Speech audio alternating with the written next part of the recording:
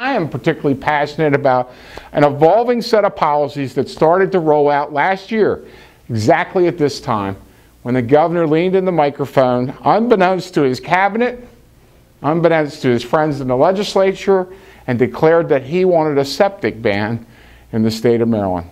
And with those few words, he basically, as I said, and I told him to his face, so I'm not talking behind his back, is that he crushed about $1 trillion worth of land values in the state of Maryland.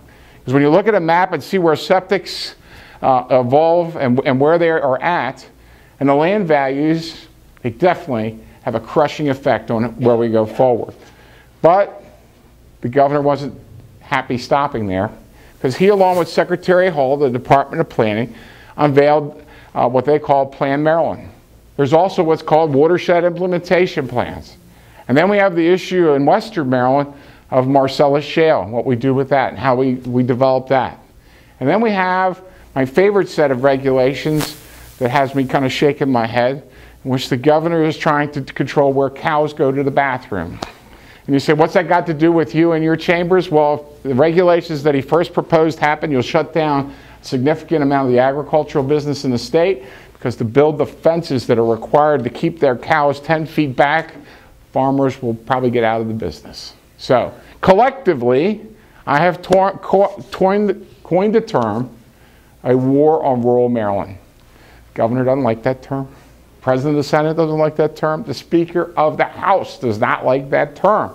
But what would you call it if people showed up at your doorstep and told you that you, your kids, your grandkids will not have job growth in the future? What would you say that if they pursue a set of policies that lead to higher taxes, higher tolls, and higher fees? And what would you say to a group of policies that basically come in, take away your property rights without compensation? I call it a war. And you certainly wouldn't invite that person to come in and have a drink at your living room. You'd go and fight. And that's what I'm saying. Enough is enough. It's time to fight, because basically the plan that, as we see it, as it evolves today, is going to have a significant impact on how business develops. And let me step back and give you my 30,000-foot view of how this evolved and how we got here. And you know, please don't dismiss this as the cosmic view, because I've had a tough time coming to this myself. So I've been here 10 years, and to think that I would talk like this in this day and age is hard for me to fathom. But having said that, I'm pretty comfortable at where we are. You know, a number of people in the administration, and I believe the governor shares this, has this view that not only do we have issues related to politics, we have issues to economics, but you see we have a new major player in the room.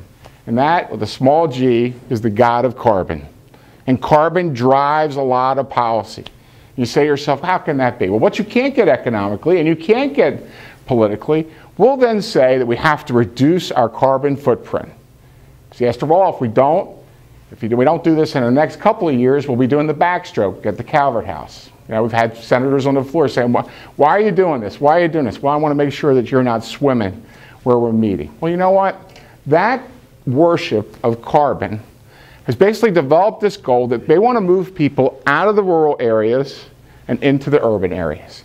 Now, see, I was under the mistaken impression for the first 9 years I was here, living and representing a rural area, that really what the Glendenning administration, the Ehrlich administration, and maybe even this administration wanted us to do was to develop our land in the urban and the rural areas in a more environmentally friendly manner.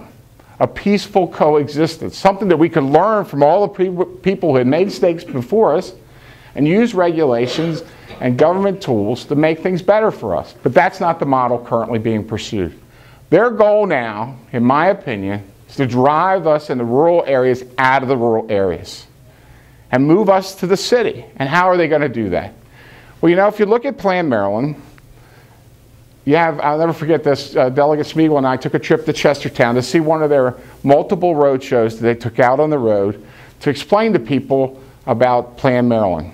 Now, this was a relatively late one, because they've been on the road for the last 3 years, and if the secretary was here, he'd tell you that, gee, it was, we met with 3,000 people over a period of 3 years to develop this plan. The problem with that was there was no plan until April of last year. And then when they put that out for comment, it got significant pushback in plan. So I don't know what they were talking about all the previous years. I did go to one of their meetings in Queen Anne's County, and it was like a focus group, and they hired a moderator, and the moderator stood up in front of people and said, do you want clean air and water? Everybody raised their hands, and they took down their names, and they said, gee, what a great meeting we're having here today. There is support for our policies going forward. But having said that, you know, PlanMaryland basically says, when I went to the Chestertown group and asked one of the planning people there from the Department of Planning, the only department I might add from the state that seems to be on a rapid ramp up while other departments are being pulled back, what does this mean? Because I was staring in front of a map that basically had Baltimore City. And then it was a giant red blob. And then there was my district. And there were little dots. There was Elkton, and there was Chestertown, and there was a little bit on Canal. And I said, what does this mean? Well, so, Senator, this is where we want all the infrastructure and all the job growth to go. Big blob. I said, well, what would you do if you represented this area over here? I said, where are the jobs for them, their kids, and grandkids going to come from, because the blob's over here and there's little dots over here? I said, well, Senator, we don't know. And you know what? That's exactly the right answer about the way they're thinking is they don't want job growth over here. They don't want infrastructure over here. They want to drive it into the urban areas of the state. Now, you say, well, you live in Maryland. I'm a Republican that lives in Maryland. You should expect things like this, right? I don't accept that answer. Because I'll tell you what, this state, I went back and looked at the history of the discussion about growth and where we grow and how we grow in this state. And you should know that over the last 50 years, some of the toughest, meanest fights in the legislature have been about what happens and where it happens in the state as far as growth is concerned. You can go back and see some nasty fights in the 50s, but 1973, 1974, it was a battle down here. In 1973, a growth plan was put forward, and the legislature shot it down after a lot of acrimony. In 1974, it came back. The Senate actually deadlocked on multiple periods of time. And if you spend any time in Annapolis, you know tie votes around here are a rare occurrence. When they do, it is a novel in the way to be working. Today it would be a great YouTube video if it ever got there. But it is an awesome fight to watch. And they did that in 1974. And why did we have that fight back in 1974? We had that fight because of something called the State Planning Board. And as part of that growth effort, there was a movement ahead to take the planning and zoning decisions for land use away from the counties and move it to a state board. That board and that fight over that board deadlocked to the point where after the bill was passed, without it, we existed for 37 years without a state board being formed until this past year and PlanMaryland. And in effect, if you look at the provisions of PlanMaryland and the governor's executive order, you will see that in PlanMaryland itself is the creation of a smart growth subcabinet. Now, if I look across the room, many of you are veterans of planning and zoning fights. And clearly you've probably sat in a lot of discussions about either businesses or subdivisions or people who wanted to come to your particular county or city. And there were some amazing fights about whether to let them in and under what terms, who would pay for land, water, and sewer. But you know what? They were local decisions. Under the governor's executive order, for the first time in the state's history, the vision and the actuality of a state planning board actually takes place in the guise of the Smart Growth Subcabinet. We say, well, who's on the Smart Growth Subcabinet? When you look through it, you'll chuckle, especially the veterans as I look across this room. It's basically cabinet secretaries who work for the governor. And we allocate that land use power to them. In other words, the entire table has been turned. Generally what's happened in the state over time is that it's been local land use decisions with the advice of the state and sometimes regulations of the state taking happen. PlanMaryland turns that entire axis around. Basically, land use decisions are now the state's prerogative because now they can have a county submit or a city submit what they call special areas and designated places. They can reject those and name their own. The state can decide where the growth and infrastructure should be for the first time. And that subtle shift is not so subtle in practice.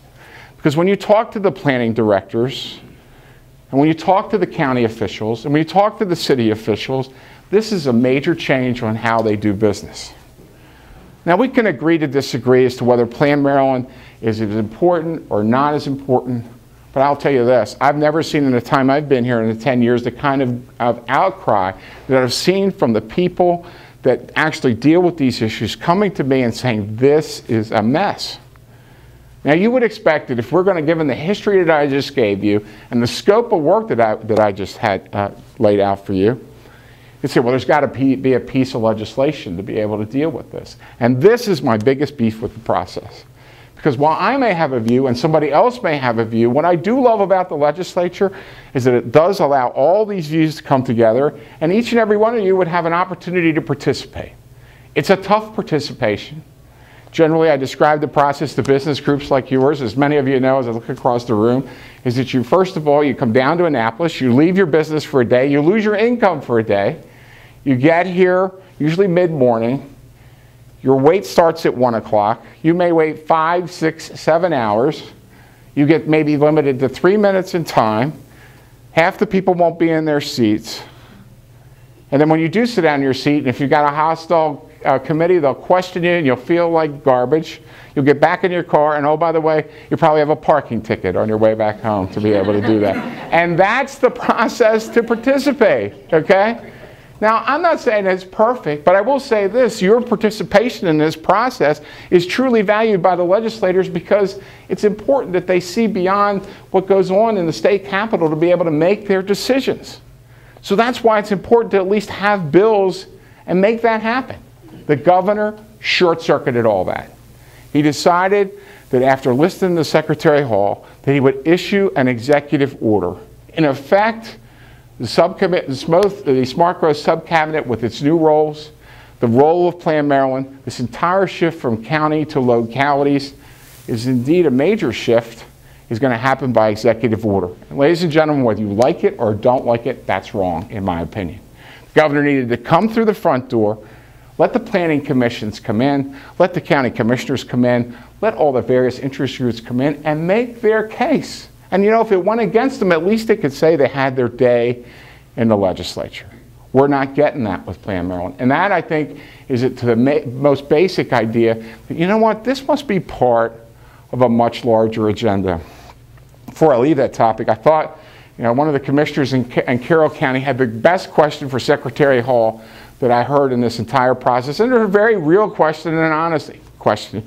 He looked at Secretary Hall and he said, Mr. Secretary, the next time in Carroll County we have somebody who objects to a planning and zoning decision, which is quite regularly in that county as well as others, where do the 900 people go that come out and protest? Do they go to their local planning board? Or do they come to Annapolis and sit outside your office and let you hear what they have to say about this process? Because clearly now we have a land czar of Maryland. And the land czar of Maryland is the Secretary of Planning. And by the way, I've told that to his face. I'm not saying anything behind his back. He's been waiting 25 years for this magical moment, and he's about ready to be crowned the czar.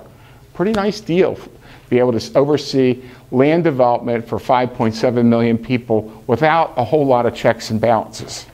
You know, you can imagine if you were at elementary school and saying, what do you want to be when you grow up? What do you want to be when you grow up? I want to be the planning czar of the state of Maryland. We're about ready to appoint one, okay? Because the governor, through what he believes are his executive powers, is trying to move forward with that.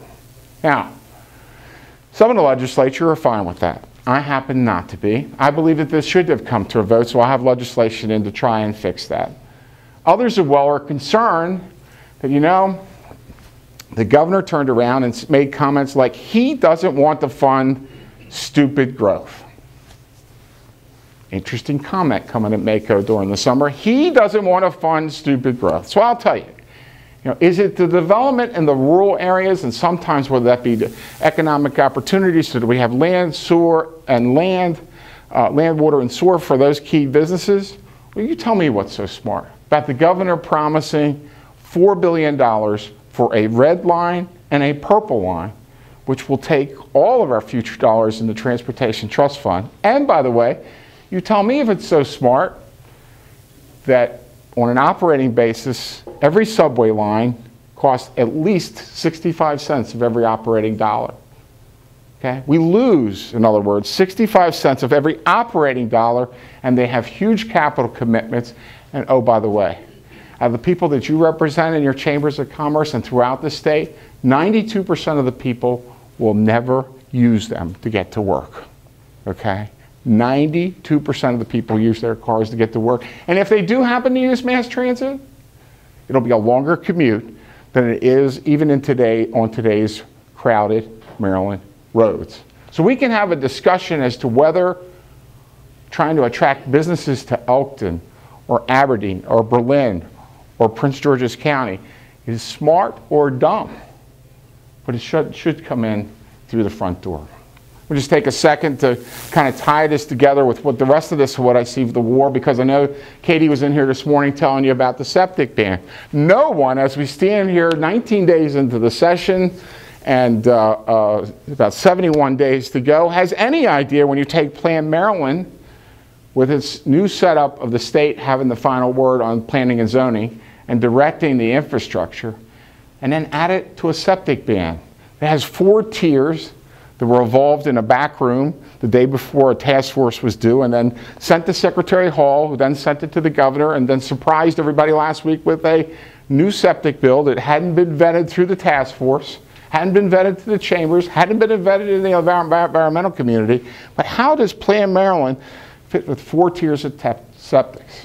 How does PlanMaryland fit with the new fees and taxes that will have to come out of there, and then add it to this flush fee doubling or potentially tripling?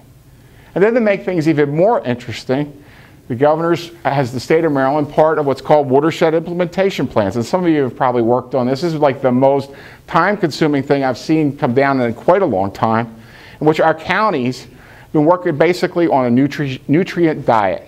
And that diet, those diet standards were being set by the EPA for things like nitrogen, phosphorus, sediment, and each county gets a diet. Well, it took well over a year to get those figures. You know, Audubon Basu, the chamber has retained from time to time, calculated that watershed implementation plans alone will cost Maryland 65,000 jobs, will cost, just phase 1 will cost $11 billion. And to put that in some perspective, the operating budget for the state of Maryland is $14.5 billion alone. It breaks down to about $9,000 per household to implement these watershed implementation plans, to be put on this diet. And originally the governor wanted to do it 5 years early. So when you take WIPs, add it to septics, add it to PlanMaryland, the idea that when you go home today and want to attract people to come to the state of Maryland, I really kind of challenge you to think about that you now own a piece of land.